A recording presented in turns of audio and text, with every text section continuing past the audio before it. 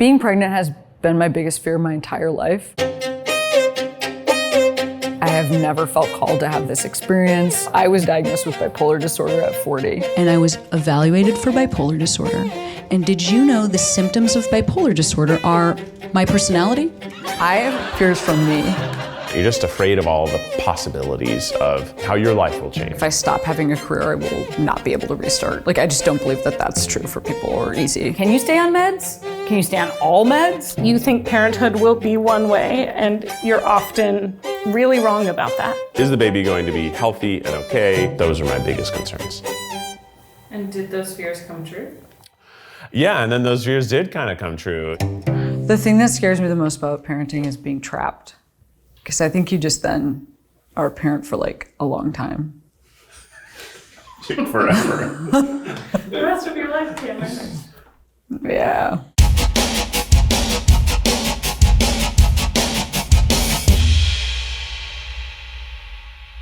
I've always been afraid of like the pain of childbirth. You know, I feel like, by the way, this is another thing. If you are somebody who's had a child, you don't have to say, just you wait. That's something people will say the moment that you get pregnant. They go, oh, you're a day pregnant? Just you wait. 3 days will be worse. You go, I'm in my second trimester. They go, oh, just you wait. It's all going downhill from here. And you go, I'm about to give birth. They go, just you wait. You're gonna f***ing hate having kids. You're like, why are you talking to me this way? I am 8.5 months pregnant. I'm actually good to go. This could be over. I'd be fine if I was not pregnant anymore. There's no way for me to ever expect how much parenthood really changes you. It's like a live, wild experience that's only predictable in so many ways. No, I don't think it's hit me that I'm gonna have a child for the rest of my life, because I actually think that's impossible to imagine. What's it like to be a parent? We're gonna kind of give you the perspective of someone who's about to become a parent, someone who has a toddler, and someone who has a 6-year-old. We're going to show you what it's like in our lives. I'm actually excited because I know literally nobody that has kids. I am Kristin Lasseter, and I'm a reproductive psychiatrist. What's a reproductive psychiatrist? It's essentially a medical doctor for mental illnesses that happen because of reproductive hormone changes or get worsened by reproductive hormone changes. In pregnancy, estrogen and progesterone skyrocket higher than they are at any other point. Plus there's all this, inflammation going on and all these other big changes. So that huge shift in your brain adapting to that is really hard. And then if somebody already has mental illness, those hormone shifts can also trigger that to come back up. What are the most common fears that you hear about people who are becoming parents have?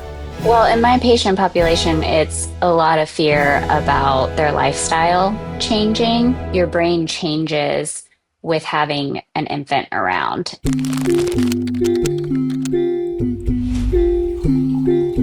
I wake up sometime between 6 and 6:30. I go get a cup of coffee and I bring it back to bed. This is my tiny window of time. Having my coffee so I can get in my car to drive and pick up Brian Wool, so I can go to the airport, so I can get on a flight. And I'm tired. And I get Becky her cup of coffee and I have my second cup of coffee. And during my second cup of coffee, I wake up Henry. But before I even wake up Henry, I put the toaster on the counter and start making a waffle. Just sometimes he wants it immediately. He doesn't quite understand patience yet, and it's too early for me to care. Guys, hormones do change postpartum too. What do you mean? How? They have done studies where both the partners change in the same direction as the birthing partners. Too much food in your mouth? Maybe just put a little less in at a time. I don't know when I started wanting to be a dad, but I always assumed I would. I don't know, it seemed like time. Look at how he has to bend down. My uterus is weeping. A few years ago, Becky and I were like, I think it would be a good time to start if we're going to do it. The universe, sometimes it sends you little signals that you're on the right path. I know most people say, you're never ready, but I do feel like we actually did wait till we were ready. I always wanted to be a parent.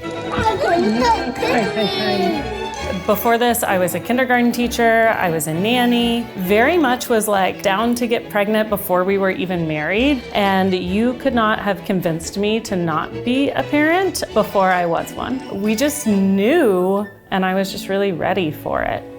My legs are cold. I know your legs are cold. That's why I told you to wear pants. It's Friday. It's before school. We were a touch early because Watson was here this morning. 2 parents to 2 kids. So much easier. We did not get pregnant easily. We did fertility treatments. We tried for a long time. Surprise, surprise, we ended up with twins. We're going to go get a pumpkin spice kids milk that we've been dying to try. Whoa, it comes with a cookie? Are you gonna have a morning cookie? We worked really hard to become parents, and every sort of hurdle that we went through just further confirmed how much we wanted it. Why'd you change your mind about pants? I don't know. Are you cold, baby? Yeah, it's chilly out here. And then I will go into the office before my first meeting. P.S. I don't know why I keep doing peace signs. This isn't a photo. What would you say to someone who says, I don't want to have kids because I don't want to lose myself in parenthood? Oh my God, if someone says I don't want to have kids for any reason, enjoy yourself. I don't care. Do your own thing. Hang on, oh shoot. Okay, go ahead, go back. It's so crazy.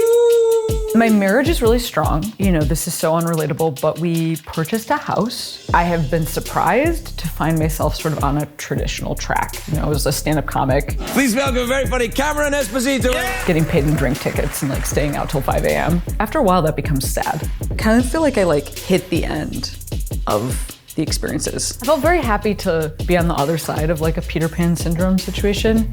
And, you know, what I found out is that like the clock is not actually ticking in the way that I thought it was. Your uterus, if you have one, doesn't change substantially until you're in your 50s. Just in case you didn't know that, the eggs stay the same. The sperm degrades. But I am cuckoo in the brain because I have bipolar disorder and I have to take medication. I got diagnosed when I was like in my 40s. And you might be like, how come you didn't know earlier? Were there no signs? Oh, there were signs. Maybe you could tell me like what bipolar disorder is. So bipolar disorder, there's 2 types. So type 1, somebody has manic episodes and depression episodes. You know, they might end up psychotic, they might end up spending all their money, go to jail. Like there's big consequences from those episodes. Versus bipolar 2 and a hypomanic episode. For a lot of people, the hypomania feels good, but it's usually paired with a depression episode, and that's where a lot of people can have their life wrecked because of not being able to function when they're depressed. And you take medication for other organs when they malfunction. Why wouldn't you take medications for your brain if it's not going to function right? I asked all my doctors, every doctor I see, psychiatrist, my GP, my OBGYN, and what they all said is that we don't study the effects of these medications ahead of time because it would be irresponsible to give them to pregnant people and have like a test group. So what they do is they use anecdotal evidence after the fact. And none of the medications that I'm on have a high risk for staying on them and then having negative results. So what we want to do is compare the risk of untreated mental illness in a pregnant person versus the risk of that particular medication for that particular person. All my doctors said, hey, the most important thing is parental health. Like if you're growing a kid and you're unstable, that is not good for the fetus, for the baby, for like, that's not a healthy thing. The thing that was scariest to me about having mental illness in pregnancy is that untreated depression or untreated anxiety in pregnancy, that can increase the risk of preterm labor. And that is the biggest risk factor for infants dying. Really, the risks of the mental illness in the vast majority of the cases are more of a concern than the risks of the medications. One of the things that's been recommended to me that I really believe in is empowering other people in your life to give me a heads up if they notice that I'm speaking really quickly, coming up with too many ideas, staying up at night. My life is so much better with balance, and I just want to make sure that I can stay on track there. But I have to make sure that I don't go Crazy.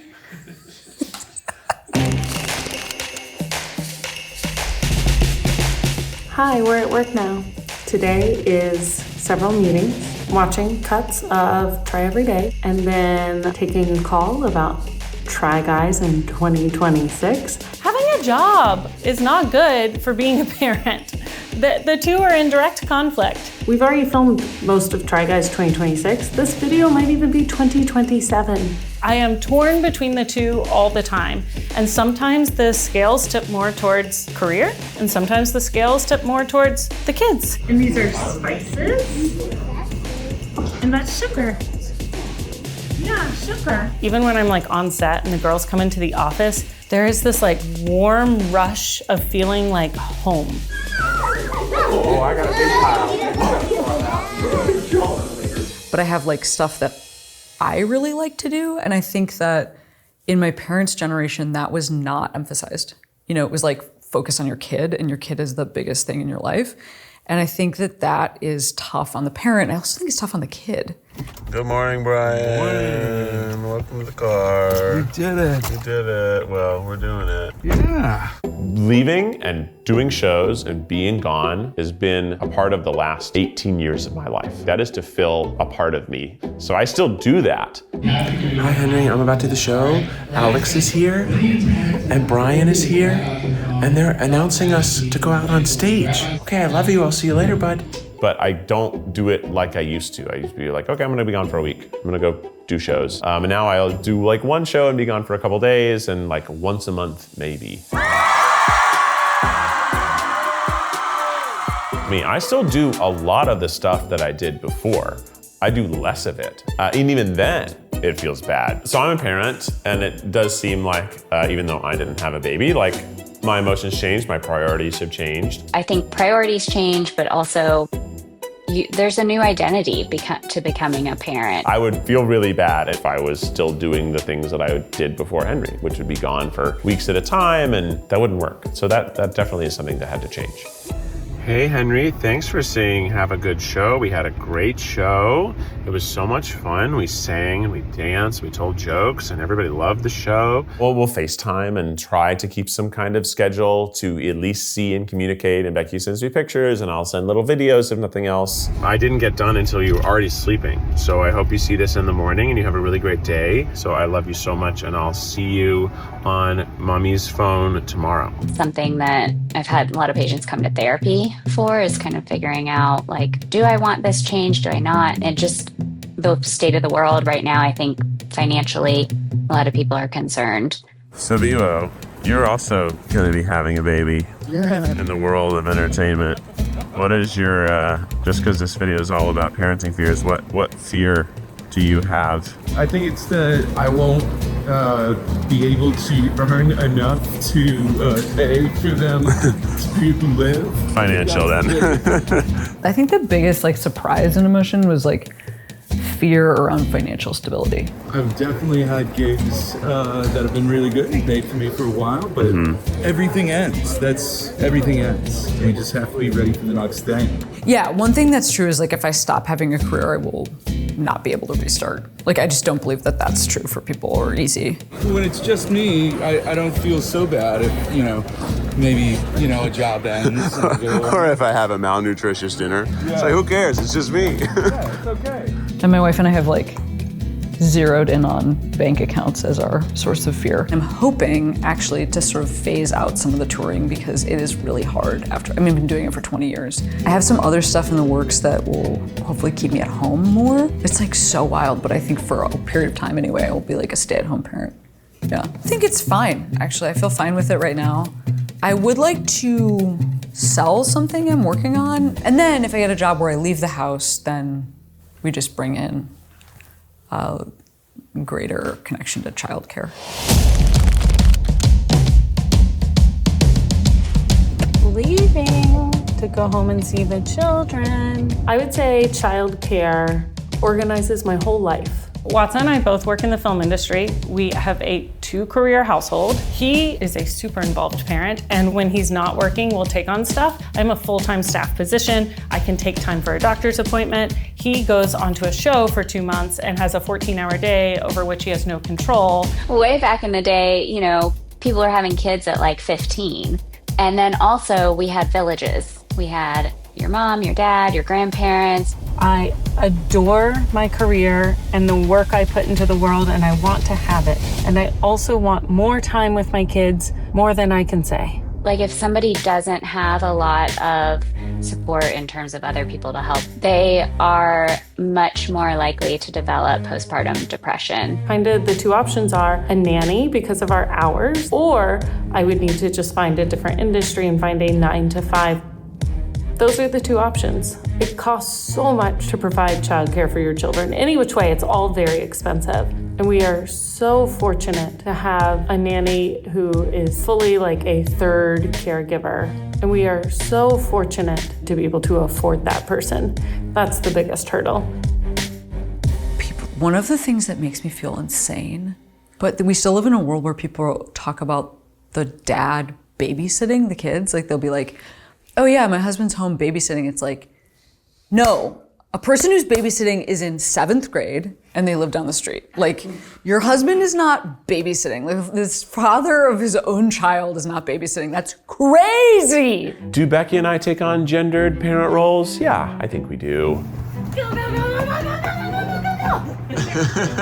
You know, Becky was a stay-at-home mom for the first 2 years of Henry's life. We both do a little bit of everything. Sure. But we fall into things that we're just more comfortable with. Can you play the French horn? Well done. Like Becky says that like I do the gross jobs, garbage, cleaning outside, the dirtier jobs. Actually, my wife's mom was like, oh, you know, Katie's gonna be the disciplinarian and like Cameron will be like the fun parent. And it is so the opposite. Like I'm actually the more masculine person. It doesn't matter. That means nothing. But in carrying, I have felt like really connected to some femininity. And my wife is like building furniture.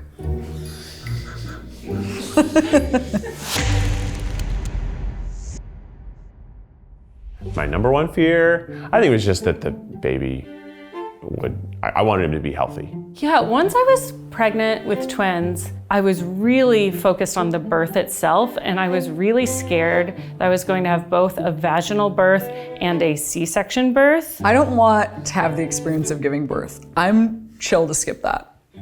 I don't want to have a C-section or use my vagina as an exit. But I think I'm gonna have to have that experience, and I don't want to. My birth and the way the girls came into the world was medically complicated. I was actively pushing baby A out for 4.5 hours. And so it was really difficult, and I had no epidural for that. And then I had a sky-high epidural for baby B because she wasn't doing well after that long, and so they were gonna cut her out. But I got her out in like 3 pushes. But then I started hemorrhaging, and so they took the babies away.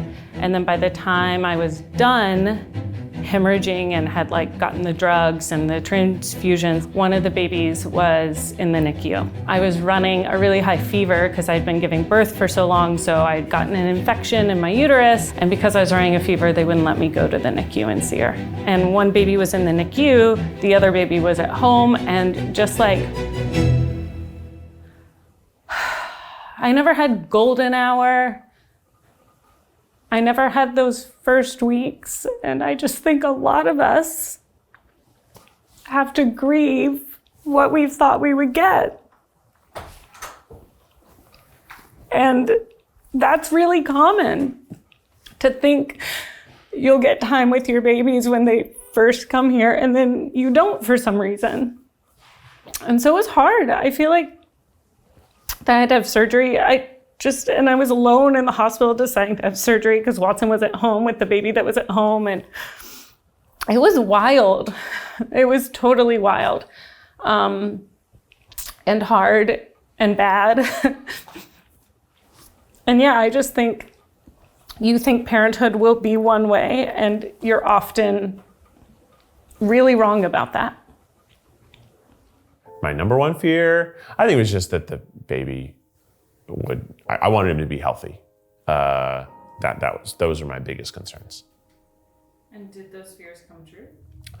Yeah, and then those fears did kind of come true. He came at 7 months and a few days, something like that. Apparently, like at 6 weeks early, it's not so bad, because at 6 weeks early, everything is mostly formed, they're just getting bigger. But at 7 weeks early, some things are just not quite done getting formed. So there was like, okay, we have to make sure there's no holes in his lungs. And I was like, holes in his lungs?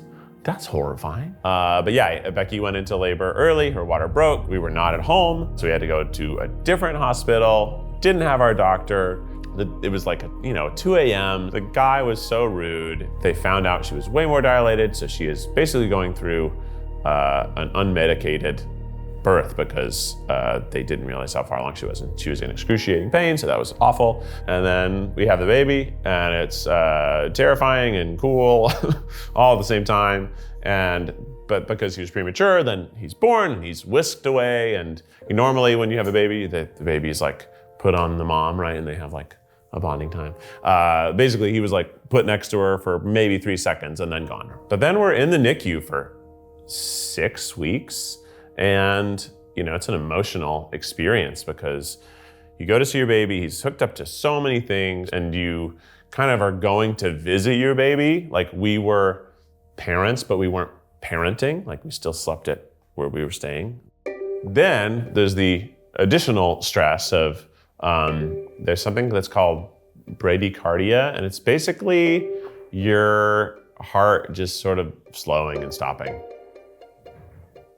And so he's hooked up to all these machines. So every so often, like, there's a bunch of beeps because his heart rate's getting lower. So then you start freaking out. And only a couple times was it like, it started beeping and then like 8 people rushed up. And that's a pretty intense experience because you're like, what's going on? Luckily, it would all be okay, but it was like very traumatic every time, right? You both feel like, well, I really just want to go home and start my life as a parent. But also, I don't want to go home if his heart's gonna stop in 2 days, because I will not have the means to help him. So there's this like wrestling of wanting to start, and so it was traumatic. So as other people have had babies around me, like, nobody's birthing experience is perfect. No one's goes absolutely according to plan, but ours went pretty not according to plan. And, it was scary. It was not fun. But the only plus side is that basically we got 6 weeks with nurses. So I feel like I learned a lot. So that was good. So Henry's 2 now, and I'd say we fully have moved past the trauma. And also he's like incredibly advanced, like verbally, and his fine motor skills are really good. But now that he's 2, my fear is, well, I wouldn't want anything to happen to Henry. I wouldn't want anything to happen to Becky for the sake of Henry. I'm not really worried about myself for myself's sake. I'm worried about myself for others' sake, which is a big change. But this experience has been so interesting because I think for a long time, just because of how I looked, or I felt I didn't always know if I was part of the team with women. And I, by the way, always thought women were cool. But something that I didn't expect about being pregnant is that I really do feel like I'm like in flow with a history and an experience. Not that only women can be pregnant, and not that all women have to be pregnant, but it is an experience that is like an experience that is how we have defined womanhood for a long time, whether or not that's even right or wrong. Where I'm like so needy, and I'm like, oh honey, will you rub my feet? And my wife's like, no, I gotta take care of our finances. I think what's interesting from this that I've come to yield from this conversation is whether or not someone has a mental illness, their mental state will change through pregnancy. So everybody will have some sort of mental shift as a result of this process. I have a hard time even remembering how the universe functioned before they existed. I have my life and they have theirs, and that's really fun and beautiful too. But you don't lose yourself. If anything, you gain a fully new source of love that you didn't know existed. Okay, well suited to parenthood. I am very loving. I am very forgiving. When I talk about myself, I have said I want to be a parent. I don't really worry about being a parent with bipolar disorder because I've done such hard work taking care of myself. I have so much support, and it has been like cool to like meet parents. It's just like an interesting expansion of circles, right? What I don't really understand is why I'm still so specifically afraid of this pain from giving birth, but I'm ready to go. Like, let's get this done. I'm looking for 20 minutes of labor. You know what? Why not? Hey, don't. It's fine. We're in and out. That's not the first time mom experienced. No, it is. That's what's gonna happen. When I say we're in and out, I mean we're going to get burgers immediately. We're gonna order the burgers. I'm gonna give birth. They'll be ready by the time we're done. Animal style. The finale next week here on YouTube. But if you want to support our ability to make important shows like this one, you can stream the entire thing early on Second Try, as well as all the other stuff we make on Second Try. Including Cameron's full stand-up special, 9 months. That's a Second Try exclusive, and it's streaming right now on Second Try. So funny, so good. Here's a little code if you want to go stream it. Love ya.